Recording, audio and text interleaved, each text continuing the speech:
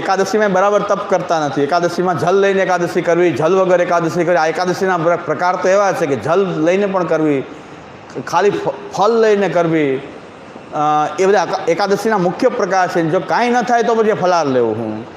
બાકી તો હકીકતમાં એકાદશીમાં કંઈક એક ફળ લઈને એકાદશી કરાય, અથવા જલ પણ ન લેવું હોય તો એ પણ એકાદશીનો પ્રકાર છે કે જલ પણ નહીં લેવું. નિર્જલા, દરેક એકાદશી નિર્જલા કરવાની રીત છે જ. પણ સેવામાં વિક્ષેપ થાય તો આપણે મેવો, દૂધ, જે કાંઈ લઈ શકાય એ લેવું. અને એ બધાથી ન ચાલે તો જ ફલાર લેવું. ફલાર મુખ્ય નથી. પણ આપણે તો હવે અન્ન ન લેવું, એને બદલે આપણે આ લઈએ છીએ રાજગરાના થેપલા, રાજગરાના આલુ પરોઠા. તપની ભાવના જ આપણી તો સાવ નષ્ટ થઈ ગઈ છે. પણ કદાચ એકાદશી કરીએ તો તપ છે આપણું. તો શમો દમ તપ શૌચમ, તપ છે, શૌચ છે. શૌચ એટલે આંતર બાહ્ય પવિત્રતા. એ પવિત્રતા જે છે એ આપણો ભગવદીઓએ શૌચ રાખવું. શાંતિ, ક્ષમા, બધાને વેર લેવાની ભાવના નહીં, ક્ષમા, દરેકને ક્ષમા વિરસ્ય ભૂષણમ. ક્ષમાની ભાવના રાખવી, કંઈક બધાની ક્ષમા કરતા રહેવું.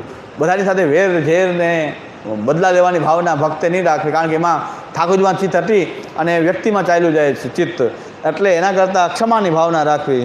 શાંતિ, આર્જવ, સરળતા, જીવનના વ્યવહારમાં એકદમ સરળ હોવા જોઈએ. ભક્તો, આપણે ભક્ત છીએ તો આપણો આટીઘૂટીવાળો વ્યવહાર ન હોવો જોઈએ, સરળ વ્યવહાર હોવો જોઈએ. આર્જવ, સરળતા. લૌકિકમાં માણસ સરળ હોય એના કરતાં આપણે ઘણા સરળ હોવા જોઈએ. અહંકારી ને આટીઘૂટીવાળા, દંભી, પાખંડી નહીં. ભક્ત તો એકદમ સરળ હોય. સરળતા, હા, એ સરળતા આર્જવ છે. દયા, બધા પ્રત્યે દયાનો ભાવ રાખવો જોઈએ. દાનમ, કંઈક આપતા રહેવું જોઈએ. લેવાની જ વૃત્તિ નહીં, આપવાની વૃત્તિ. દાનમ ચ વિજ્ઞાનમ, શાસ્ત્રોનું જ્ઞાન.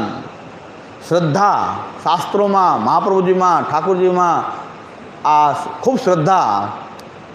આ બધી દેવાત્મ સંપદ. આ દેવાત્મ સંપદ છે. આવી સંપત્તિ ભક્તોની અંદર હોય એ ભગવદીય છે. એ ભગવદીય હોય આપણે તો આ બધા ગુણોનો વિકાસ આપણા અંદર થવો જોઈએ. અને દૈવાત્મ સંપદા પુંસઃ ભક્તિર્ભવતી નૈષ્ઠિકી. નૈષ્ઠિકી ભક્તિ ક્યારે થશે? જો આવી દૈવાત્મ સંપત્તિ આપણી અંદર હશે તો આપણી ભક્તિમાં પણ નિષ્ઠાવાળી નૈષ્ઠિકી ભક્તિ થશે. અને ભક્તિમાં જ્યારે નિષ્ઠા થશે એયા સર્વાત્મ ભાવાખ્યા પરાસિદ્ધિ. અને જો આ રીતે ભક્તિમાં નિષ્ઠા થઈ ગઈ ને ભક્તિ કરતા જ રહેશું તો સર્વાત્મ ભાવના રૂપમાં સિદ્ધિ પણ મળી જ જશે, સ્વયં મળી જશે.